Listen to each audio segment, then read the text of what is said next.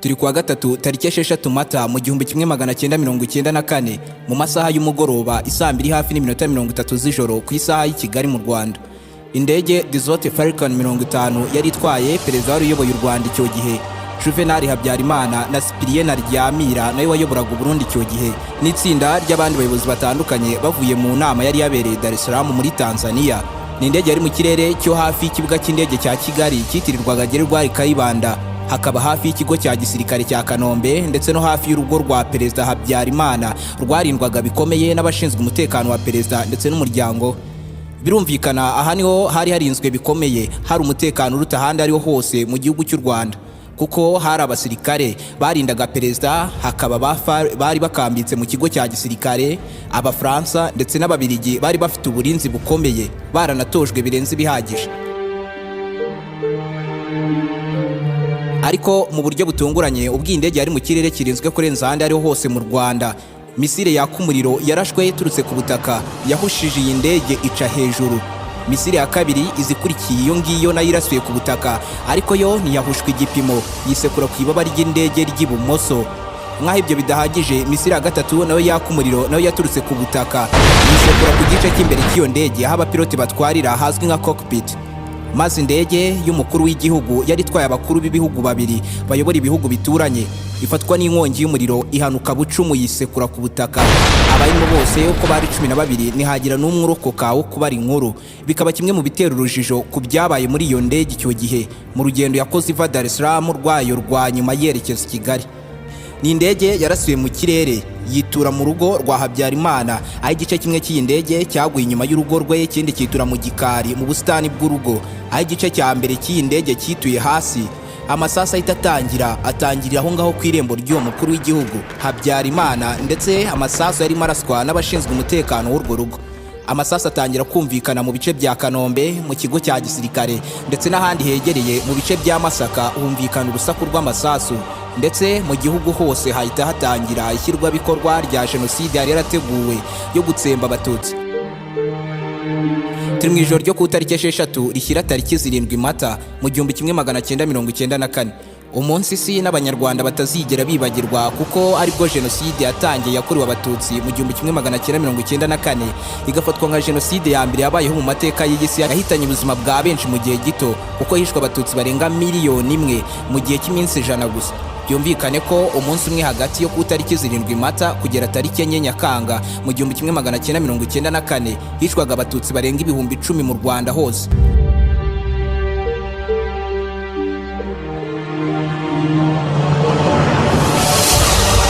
Muri iki kiganiro kidasanzwe cy'uyu munsi ndagusobanura neza ibijyanye n'iyi ndege yarashwe bigatangiza Genocide yakorewe abatutsi, urugendo rwayo rwa nyuma yakoze, ndetse na misile zayirashwe ndetse n'aho zari ziturutse. Mu gusobanukirwa ibyo byose, niba ari ubwa mbere ugeze kuri umuyoboro mugari w'ibyegeranyo mu Rwanda, icyo usabwa ni ugukanda subscribe ugafungura inzogera kugira ngo ukomeze gutungurwa no gusobanukirwa na byinshi cyane bimeze nk'ibicanganye kuri iyi si nzima dutuye. Ndi Aime Christian, ikaze.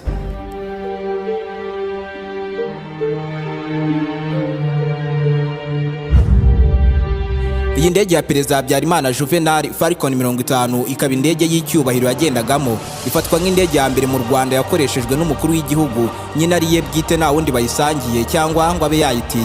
Yari iyo ndege yafatwaga nk'iya mbere muri aka karere ka Afurika y'Iburasirazuba, yirukankaga cyane kurenza izindi, ikagaragara neza inyuma ndetse no mwimbere hose hakaba heza, ubona ko nyine yagenewe abanyacyubahiro bo ku rwego rwo hejuru. Ni indege Falcons 50 yakozwe n'uruganda rw'Abafaransa Desert, rusanzwe rukora indege z'igisirikare nk'izitwa Mirage ndetse n'izitwa Falcons z'indwanyi zidasanzwe, ndetse uru ruganda rukarenzaho rukanakora izindi ndege nk'izi ngizi z'abanyacyubahiro zibarizwa mu itsinda ry'izitwa Falcons nk'iyi ngiyi ya Habyarimana yari afite.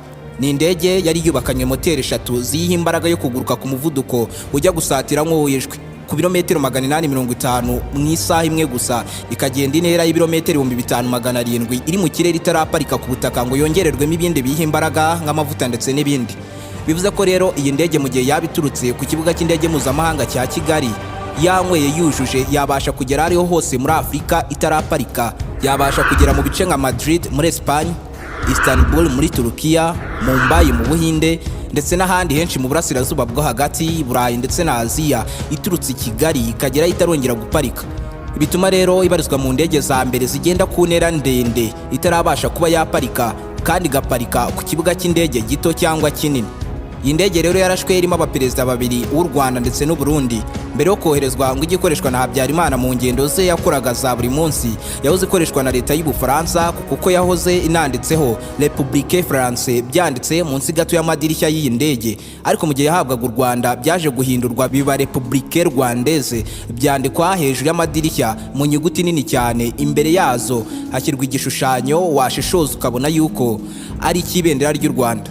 Gusa ariko kuri iyi nshuro bw'indege perezida yigendagamo hagaragaye ibintu byinshi bidasanzwe bitari bisanzwe biba muri buri rugendo rwose yakoraga.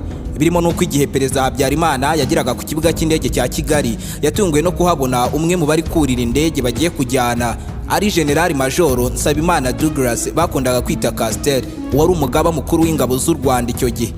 Habyarimana akimukubita amaso yahise amubaza ati, "Ugiye wa mugabo?"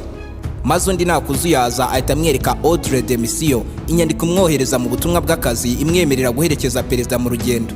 Ni inyandiko bivugwa ko yasinywe muri iryo joro, ndetse muri iryo joro nyine inarari namugezeho mu buryo butunguranye. Ndetse Douglas bakundaga kwita Castel nawe bwe byaramutunguye, kuko ibi ni ibintu bitari bisanzwe bibaho, ubwo ababizobereyemo bahita babyumva. Ibi ni ibintu bisanzwe ariho hose ko bitabaho ko perezida wa Repubulika ndetse n'umugaba mukuru w'ingabo bagenda mu ndege imwe bagiye mu rugendo. Ibi nibibaho rwose, ubyumve neza ko kugeza n'ubu hataramenyekana wagize uruhare ngo ibi bibe, ariko uko biri kose ibi byari byapanzwe. Gusa ariko ibijyanye n'ingendo za perezida ndetse n'abamuherekezaga bose byategurirwaga muri Minisiteri y'Ingabo ndetse n'ibiro bya Perezida wa Repubulika, aho Minisiteri y'Ingabo icyo gihe yari iyobowe na Theoneste Bagosora wari umuyobozi w'ibiro bya Minisiteri y'Ingabo. Hakaba nanone andi makuru adafitiye gihamya avuga ko ku butegetsi bwa Juvenal Habyarimana ndetse no mu ngabo zose yari akuriye ngo harimo abandi batavugaga rumwe n'ubutegetsi bwe, harimo bamwe b'abaheza nguni bashobora kuba aribo bateguye iyi gahunda yo kuriza indege perezida wa Repubulika icyarimwe n'umugaba mukuru w'ingabo Castel, kuko ibi nibisobanutse ukuntu uyu mugaba mukuru w'ingabo Castel yahawe ordre de mission mu gitondo, nyamara urugendo ruri uwo munsi. Ubwo indege ya Habyarimana yerekezaga muri Tanzania, harimo n'abandi bayobozi bakoranaga bya hafi na perezida. Muri iyi ndege harimo umuganga wa Habyarimana wihariye Dr. Akingeneye, harimo General Major Nsabimana Douglas bakundaga kwita Castel, umugaba mukuru w'ingabo ndetse n'abandi. Bari bagiye mu nama muri Tanzania i Dar es Salaam mu kwiga ku kibazo cy'umutekano wo mu karere ka Afurika y'Iburasirazuba muri rusange. Ikaba inama yatinze cyane ku kibazo cy'u Burundi, nk'igihugu cyari kimaze igihe mu mvururu za politike, bari banamaze igihe gito bavuye mu matora. Amakuru avuga ko Perezida Cyprien Aryamira yamaze umwanya munini asobanura ibibazo by'igihugu cye ndetse n'iby'igihugu cye kiri gukora ngo gihagarike izo mvururu, ndetse ngo niwe mu perezida watwaye umwanya munini muri iyo nama, we na Yoweri Kaguta Museveni wa Uganda.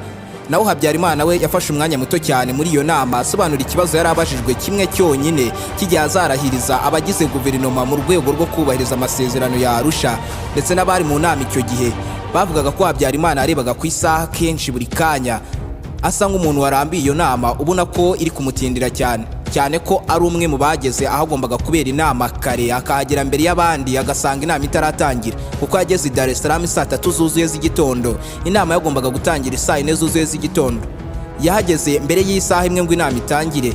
Igitangaje nuko ni inama yanatangiye itinze, kuko yatangiye itinzeho isaha imwe n'iminota 30, itangira saa 5 n'igice, hafi saa 6 zuzuye.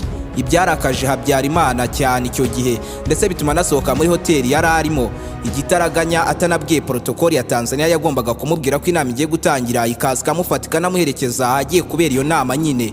Aho gukora ibyo yasohokanye na protokoli y'u Rwanda gusa, ajya hari kubera inama ngo ahwitura abandi baze mu nama itangire hakiri kare, kuko yari yatinze.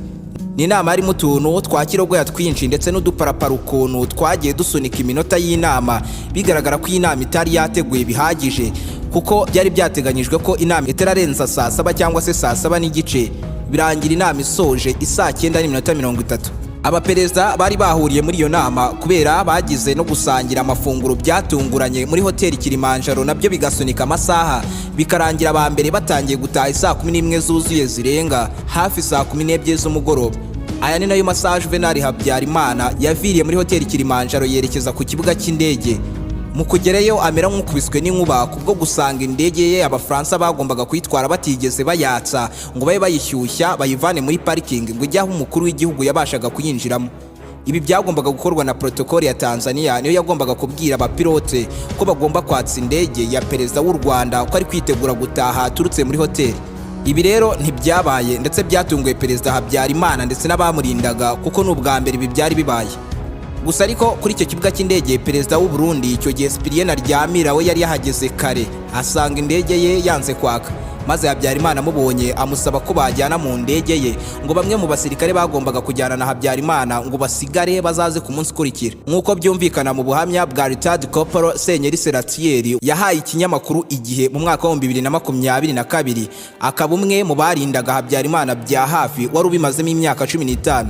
Uyu ni nawe wanavuze ko perezida Habyarimana igihe yari amaze kurira indege hasi hasigaye abantu babiri b'ingenzi cyane barimo umuganga we wihariye Dr Akingeneye n'umugaba mukuru w'ingabo z'u Rwanda bakundaga kwita Castel. Icyo gihe ngo Habyarimana ageze mu ndege ubwe yarongeye arasohoka yibariza Akingeneye ati kusigaye ngize ikibazo navurwa nande, maze undi ahita azamuka mu ndege bwangu. Habyarimana abaza umugaba mukuru w'ingabo Nsabimana ati wowe kusigaye bite? Undi ati ngewe nagira ngo nzane n'iriya ndege isigaye ngo mbone uko nizanira agasima ko muri Tanzania kuri make. Maze perezida ahita amubwira ati zamuka ukoresheje ijambo rimwe ry'igifaransa yavuze rimwe niyasubiramo ati monte arakaye cyane, maze bose bahita bazamuka mu ndege bwangu igitaraganya. Ibaze kuba harabaye igitangaza cyo kuba perezida yaragiye mu ndege imwe n'umugaba mukuru w'ingabo, ndetse ubwo bari bagiye gutaha bagasanga indege itigeze yatswa, ukongeraho nuko Habyarimana ubwe ari we wisohokeye mu ndege yamaze kuyigeramo waje kuzamura bari basigaye ku butaka badashaka kugenda bashaka gusigara. Ibi byose ngo n'ubwa mbere Seratieri wari umurinzi we wa hafi yari abibonye mu myaka 15 yose yari akoze aka kazi. Uyu mu buhamya bwe anavuga ko yajyaga yumva mu gisirikare bahwihwisa inkuru y'uko perezida Habyarimana ashobora kuzicwa, bivugwa cyane mu gisirikare kugeza n'ubwo babibwiye perezida Habyarimana, ariko ngo ntiyabitindaho rwose arabimesa cyane. Icyo yakoze cyonyine icyo gihe ni uguhindura abamurindaga ndetse n'uburyo yarindwagamo, ndetse n'abamurindaga bongerwa imyitozo. Ariko ngo kuri inshuro Habyarimana ari mu nama i Dar es Salaam byaranavuzwe birahwihwiswa bucece ko Habyarimana ari buze kwicwa, ariko ntabwo bizwi neza niba Habyarimana arabyumvise. Gusa Senyeri Seratieri wamuhoraga hafi cyane nawe ngo ibingibi yabitaye mu gutwi, ndetse ubwo yabimenyaga yabimenyesheje protokole, maze Major Mageza wari uyoboye protokole abibwira Habyarimana ko bashobora kwicirwa mu kirere. Maze Habyarimana aramutsembera aramubwira ati nibandase ariko ndataha iwacu mu Rwanda nta kibimbuza. Umupilote w'Umufaransa nawe wari wataye mu gutwi yuko indege ari buze gutwara iri buze kurasirwa mu kirere yatanze igitekerezo cy'uko banyura muri Kongo bagaparika i Goma, ngo perezida agakoresha imodoka agera ku Gisenyi ahari rumwe mu ngo ze, ndetse hari hanarinzwe cyane kuko hari urugo rwa perezida nyine, ndetse hari hafi y'umupaka wari urinzwe bikomeye kuko icyo gihe Zaire yayoborwaga n'inshuti ye magara perezida Mobutu Sese Seko. Gusa ariko iki gitekerezo Habyarimana yaragihakanye. Hari n'amakuru avuga ko perezida Mobutu Sese Seko nawe yari yataye mu gutwi ko Habyarimana ari buze kurasirwa mu kirere, ariko ngo igihe yabimubwiraga undi yamuteye utwatsi. Binakekwa yuko ariyo mpamvu uyu muperezida Sese Seko atigeze agaragara muri iyi nama yabereye i Dar es Salaam, kandi nawe ari umwe mu bari bateganyijwe yuko agomba kuyitabira. Gusa ariko abatanze ubuhamya barimo na Retired Corporal Seratieri nibavuga ko Habyarimana yaba yaragaragaye nk'ufite ubwoba, ariko ngo gutinda kw'inama ndetse no gutinda gusinya imyanzuro y'iyo nama no kuba indege yaratinze kwaka ndetse na gahunda yo gusangira muri hoteli Kilimanjaro bitari byapanzwe, byose ngo byatumye asa nk'unanirwa, ubona yuko yarambiye izo gahunda zose kubera gutinda kwabayeho. Indege Habyarimana binarangira ihagurutse i Dar es Salaam isaa moya hafi n'iminota 30 bwamaze guhumana cyane rwose. Ubwo indege yahagurukaga rero urugendo rwayo kuva Tanzania ari narwo rwa nyuma yakoze igera ku kibuga cy'indege mpuzamahanga cya Kigali.